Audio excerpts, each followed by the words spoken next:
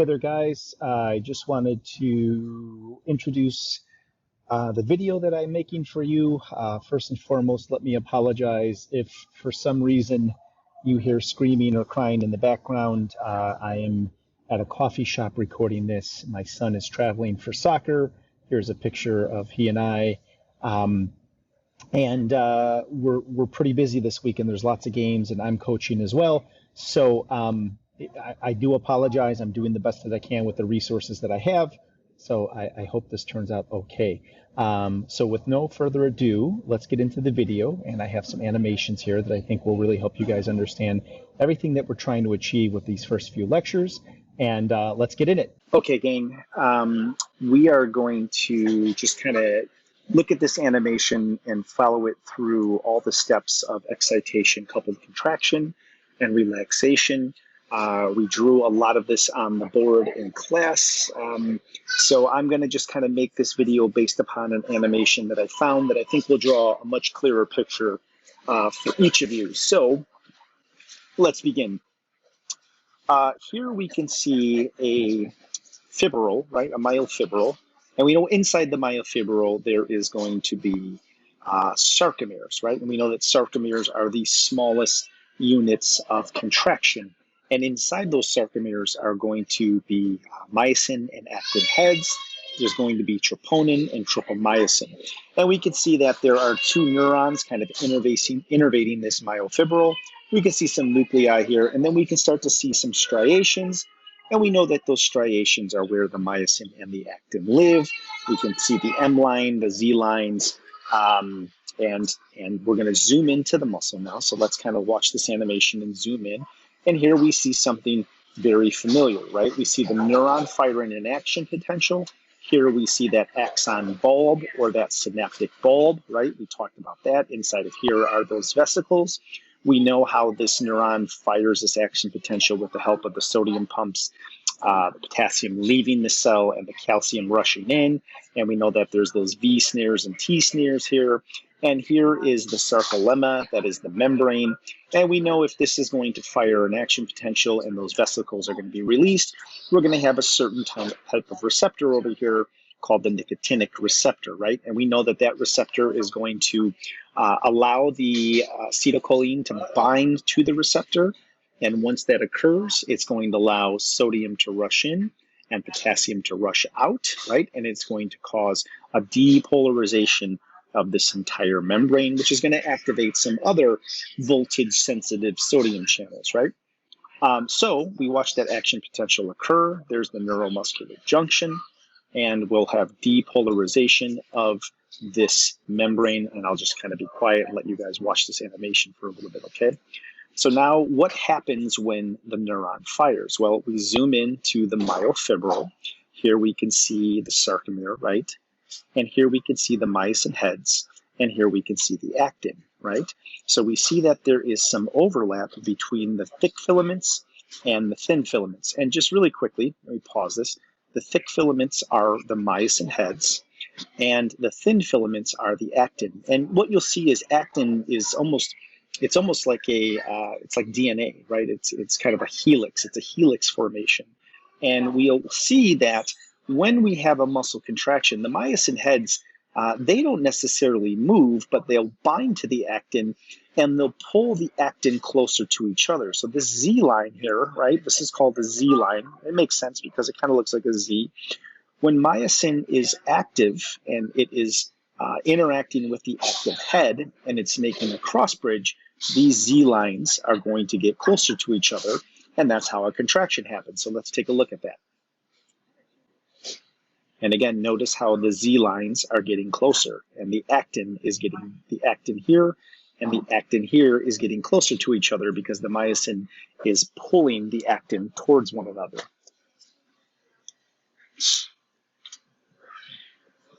And here we'll see the Z lines get closer to one another.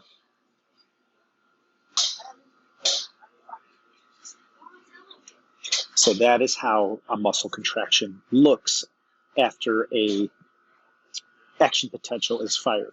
So now here's the molecular mechanisms. We'll see that the myosin heads will release, rebind, they'll form a cross bridge, And it's important to understand that a cross bridge is what we call in muscle physiology when the myosin heads bind to the actin. And that's where tension in the muscle begins. That's where we start to develop muscular tension.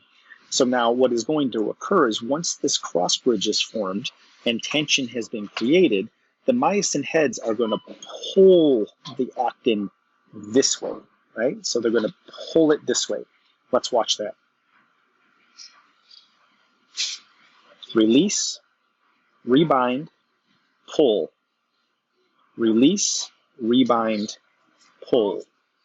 And that is how the muscle contraction works. Now, when the myosin head pulls the actin this way, we call that the power stroke. So if you're taking notes here, make sure you write down that pulling action is called the power stroke. Okay, so in order to drive this process, we're going to need some energy, right? And this is where ATP comes in. So we talk a lot about ATP, we talk a lot about calcium.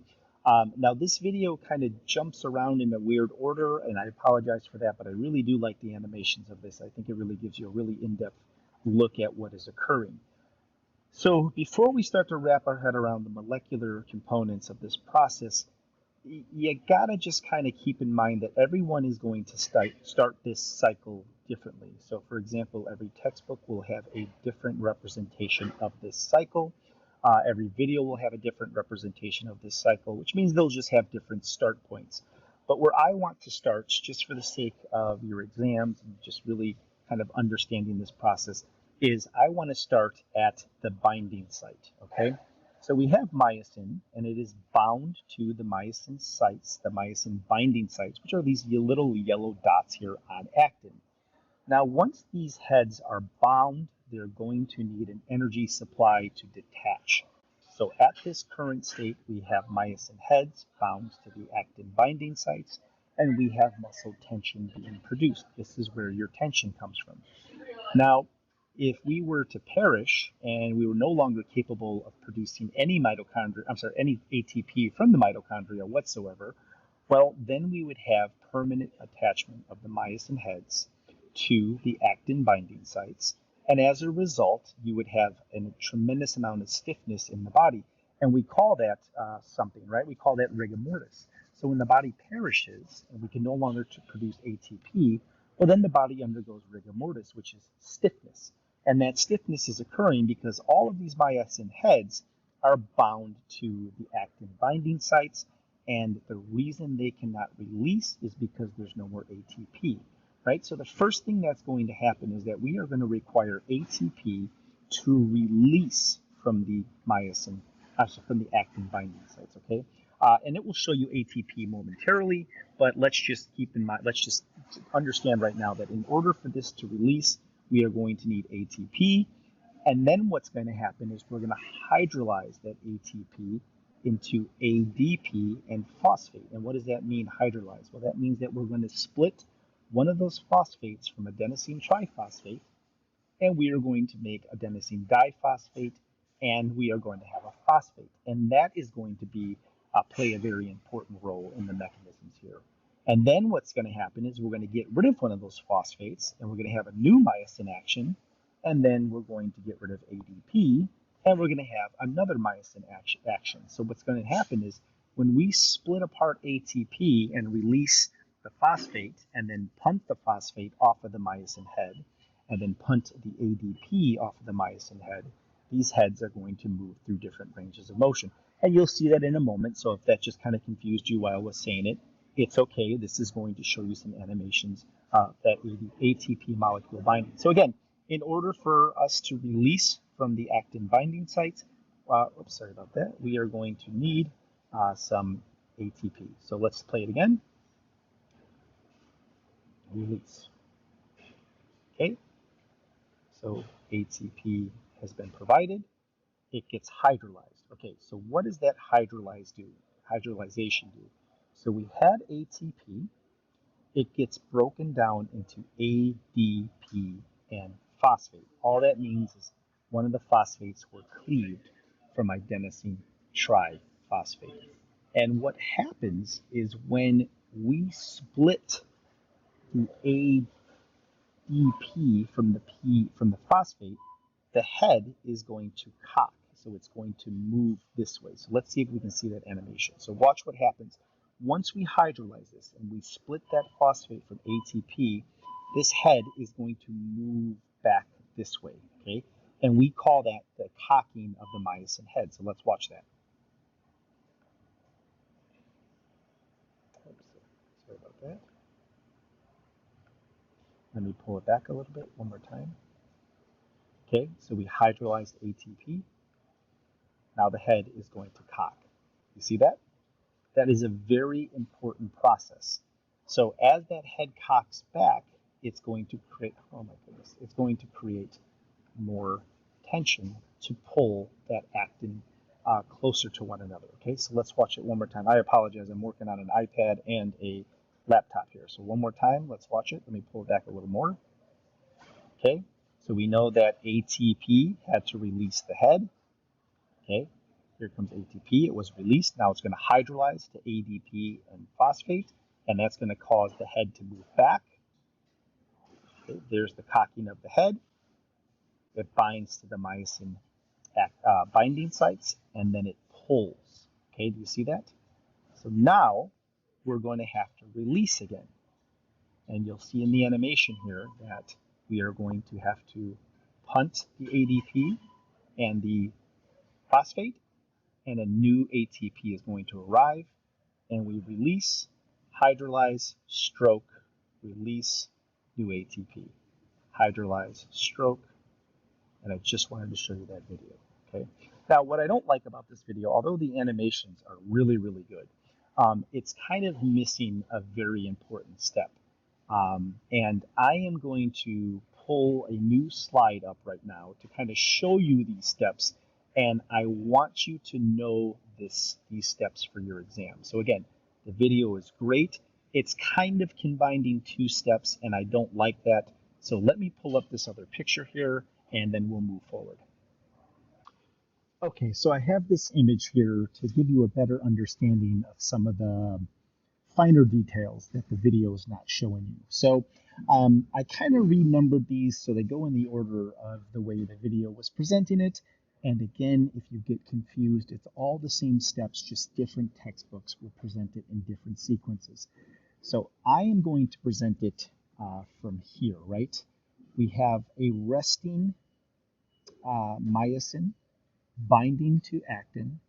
This is a very low energy state, right? This is rigor, right? Myosin is in a very low energy state. This is step 5. This is the end of the sequence, and that's why we call it rigor mortis, because when you die and there's no ATP, guess what? You can't release. So I said we bring in a new ATP. Here is that image, and it binds to the head, and when it binds to that head, we have unbinding of myosin and actin, and it releases. So then the ATP, not only is it, so once it's released, ATP becomes hydrolyzed. And what does that mean? Well, that means that one of the phosphates will split from the ADP. And what this does is this kind of cocks the head, right? So if you look at this right here, it's standing upright. And then once we hydrolyze, that head lays flat, right? And that's really, really important because when it rebinds in a new position, it's going to help pull those actin strands closer to one another, right? So we call this the cocking phase. So when we have hydrolyzation of ATP to ADP and PI, we have cocking of the myosin head. And this is high energy form, right? So this means that once it's attached, it's ready to do that power stroke, all right? So the next section is we are going to have binding of the myosin to actin, okay? So we have release, we have a cocking, and then a rebinding. And look at ADP and PI are still present. And if you look at the difference in the myosin head, before it looked like it was here, right? It was kind of central in the actin section here. But now, because of this cocking mechanism, it's gone from here to here. And that's how it's going to build tension and create a power stroke. So now, In order for this myosin head to pull the actin this way, let me see if I can put in an arrow here. Do I have an arrow? I do have an arrow, right? So it is going to pull this actin this way, right? It's going to pull it this way. In order for it to undergo the power stroke and pull it, we need to release the inorganic phosphate, right? So we have ATP, it gets hydrolyzed. As a result of that, it cocks itself and reattaches, okay? The hydrolyzation is going to cause the cocking and the reattachment. Now we have a lot of tension here. We have a lot of energy. This is a super high energy form of the myosin head. It is going to punt the phosphate, and once it punts the phosphate and that phosphate is released, we are going to have the power stroke. And look at these arrows. It is pulling the actin this way, and it gets pulled towards the middle of the sarcomere. So now what's going to happen is ADP is going to be released, and we are at rest again, right? And then the new ATP comes in. It binds to the head. It is hydrolyzed. That hydrolyze causes the cocking and the reattachment. And once that phosphate is released, there's a power stroke which pulls the actin, and then the ADP is released, and it awaits a new ATP. And that is the entire process. So now let's look at that again with the animation. And again, you're going to see it kind of skips a few steps, but that's okay. I just wanted to show this to you. So I just want to kind of zoom in on that ATP conversion to ADP and the hydrolyzation of that energy substrate. So you can see here, I have a myosin extending from the myosin branches here. And we can see that this myosin has two heads. It has a head here, and it has a head here. And we know that from the picture here, ATP has just bound to this myosin head right here, right? And this down here is actin. And if you look at this green picture, or this green little blob here, that is the myosin binding site. So you can see that myosin heads have to bind to this site here on actin, and it's like a perfect fit. You can see that shape. So on the molecular level, you can see that this is perfectly fitting within that myosin head there. Okay, so the ATP is binding to the myosin head. So what is going to happen now, and I'll just take a couple of seconds to be quiet so you can kind of think about what ATP does. And if you said it's going to release the myosin head, you are right. So ATP is going to bind to the myosin head here. The myosin head is going to release. And then this ATP is going to hydrolyze. Now, right now, this binding is really weak. This is not a strong binding interaction. It will get stronger. So this is kind of a low energy form here right now. Now, once ATP hydrolyzes, and if you remember on the previous slide, I said that the phosphate's going to get punted. It's going to be released. Well, once that phosphate is released, that's when this will turn into a really strong high energy bond, because then we're about to do the power stroke. So let's kind of look at this here. So I'm going to talk while I'm playing it. So I'm going to press play. ATP binds, and the myosin heads are going to release. You can see that right now. Here you can see that ADP and PI is present, which means that ATP was hydrolyzed, and now we have an ADP and a phosphate. And we know that's going to cock the head, so the head's going to move back this way.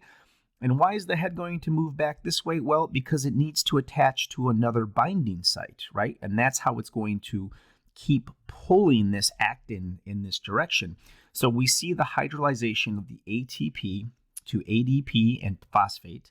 That's going to cause this head to reach forward, right? So if this is the neck, we're going to say it's going to cock back. It's going to cock back in this direction. And it's going to find another one of these little knobs here to attach to. So let's watch that.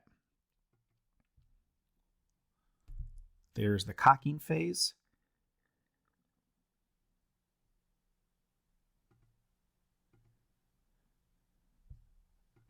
Okay, it just found another site to bind to. And I think we just saw the phosphate get released. I'm not sure if that's what that was. Watch, there's going to be a little dot that looks to be released. There it goes. And there's the power stroke. You see that? ATP comes again, hydrolyzes, and then the phosphate is released, and we have the power stroke. ATP comes in, hydrolyzes, binds to the next one, phosphates release, we have the power stroke. So that's essentially the entire process. And I wanted to show you the kind of molecular 4D model or 3D model of this process. All right, so we're going to watch this entire step now, this entire process from the calcium being released from the sarcoplasmic reticulum, right? We know that the sarcoplasmic reticulum are these sacs with tubes inside of them, and the action potential that stems from the alpha neuron and travels all the way down the sarcolemma is going to cause the calcium to be released. And then we know that that calcium is going to bind to some certain machinery on the skeletal muscle cells. So as we move forward, just keep in mind, if you watch different videos of this type of mechanism that we're talking about in the muscle cell, you will see that everyone presents it differently. Everyone starts at a different place. Some people will start where ADP and PI is already bound to the myosin head, and the myosin head is therefore bound to actin, and it's ready to release the phosphate, and it's ready for the power stroke. Some videos might not even show the phosphate be released separately and independently of the ADP. It will show them being released together. So even the textbooks kind of present this in slightly different formats, but the big picture is the same. So if you're watching this, you're like, oh, well, that detail's a little off. It's just the way the producers of the video wanted to show it. And if you look in different textbooks, there's just slightly different variations of this process. So if you start to get confused, just keep yourself focused on what I'm presenting, because what I'm presenting is what I'm going to test you on. So we know here that the ATP has bound to the myosin head. Now on this one, we have several myosin heads.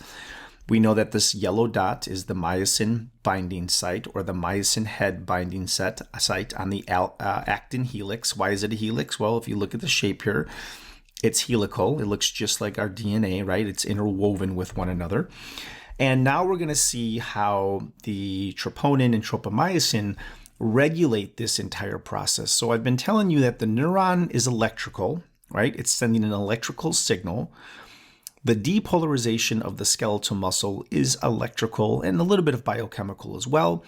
And when we get to the muscle contraction, we're moving into mechanical energy and mechanical signaling. So now we're going to move into the mechanical portion of this and the contraction of the sarcomere. And we know when a sarcomere contracts, the myosin heads don't change their length. It's the actin that changes the length, because the myosin is pulling the actin. And hopefully this video shows that. So I'm going to play this and I'll talk to you while I'm playing it. So here we see calcium. Let me turn this down because I don't care what they have to say about this. Here we see calcium starting to come towards the myosin and actin machinery. And we see these blue dots here on the actin, and these blue dots are going to be a certain type of mechanism that calcium is going to have to bind to. Now, if you're new to skeletal muscle, or it's been a long time since you've studied this, you should also notice that there's this kind of protective wiring. And when I teach this, I always say it's barbed wire, right? Because if you think of a prison, or if you think of anything with military, generally they have barbed wire to keep things out or keep things in. Well, the skeletal muscle fiber, the sarcomere, the myofibril, I should say, it has a couple of different protective mechanisms to make sure that the contraction should happen. And that is this protein here, and that is this protein here that is acting like barbed wire. Now, once calcium binds to this machinery, Some textbooks will say that this protein undergoes a conformational change, which means it turns. It's like a door handle. If you want to get outside of the door, you got to put your hand on it and you got to turn the handle and then the door will open. But if you don't turn that handle, you'll sit there and be pushing on the door and you won't get anywhere. So when calcium binds, this protein in this video, it might undergo a conformational change. I'm not sure, but just think of a door handle. Okay, your hand is the calcium. The handle is the troponin here. And in order to get outside of the house, you have to turn the handle. So let's see what happens when calcium is going to bind to this machinery. So here comes the calcium from the sarcoplasmic reticulum. Here's the troponin. And as I said, the troponin is this kind of binding site right here. This is the door handle. And this barbed wire here that's protecting is tropomyosin. Now, if you look at this barbed wire and you're like, well, how is that protecting? Well, look at the yellow dots. What did we say those yellow dots are? We said that those were myosin binding sites. So look at myosin can't interact with the myosin binding sites until calcium binds to troponin. Troponin changes its shape. And once troponin changes its shape, the tropomyosin will get out of the way. The barbed wire will change so that myosin can bind to these little yellow dots and start to produce tension. So let's watch that.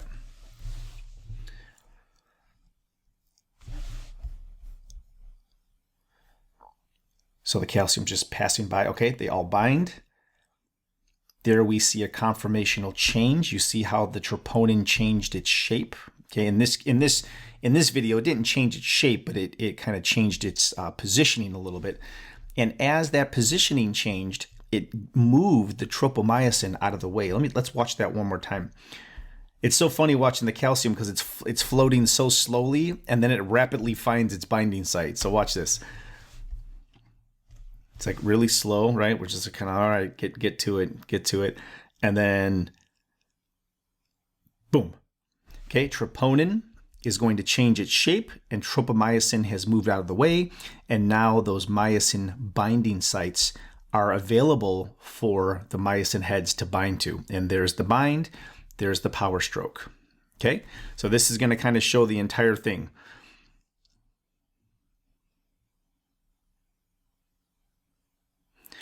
So there's our vesicles.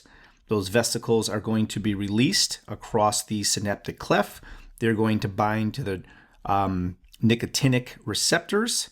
The nicotinic receptors are going to cause activation of these channels to release potassium and intake sodium at a very high rate. That's going to cause depolarization, right? We know that depolarization is going to occur all the way across this sarcolemma. And we know that here, I think this is supposed to be the T tubules because I think this is supposed to be the T tubules. And I think this is supposed to be the sarcoplasmic reticulum in this video, which is nice because it really gives you an appreciation of how vast the sarcoplasmic reticulum is, right? So it's not just a little sac that just exists next to the T tubules. It spans across the entirety of a fiber or a myofibril, right?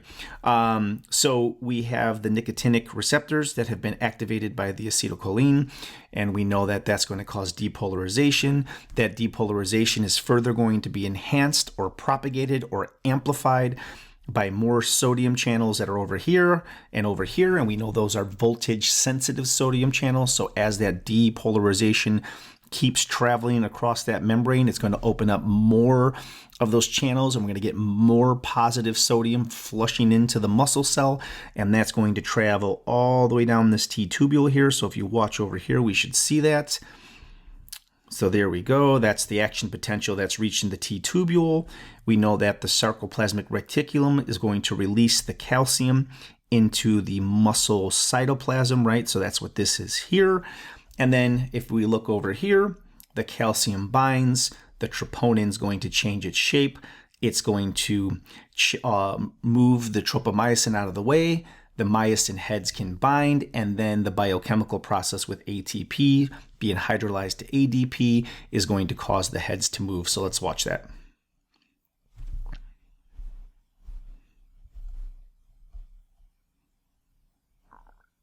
And then here, I told you the myosin doesn't move. It's the actin that moves. So again, here's the Z line. Here's the Z line. We use the Z lines to say that this is one singular sarcomere, right? And you'll see that the myosin heads are pulling the actin inward. It's pulling the actin inward. And the myosins are just kind of levitating, just kind of staying still, right? So let's look at that. See if I can rewind that for a second. Okay, there's the action potential, depolarization, calcium released, calcium binds, troponin changes its shape, opens up the myosin binding sites. We know that ATP and ADP are doing all the work, and the actin is moving inward. Okay, and that, folks, that is the entirety of a muscle contraction. So just because we're a little bit behind with our lectures, I just wanted to kind of get this one done and get it uploaded. And you are on your own with this. When I see you guys in class on Wednesday, we will be moving forward. So I hope you guys had a good break, and I will see you in class.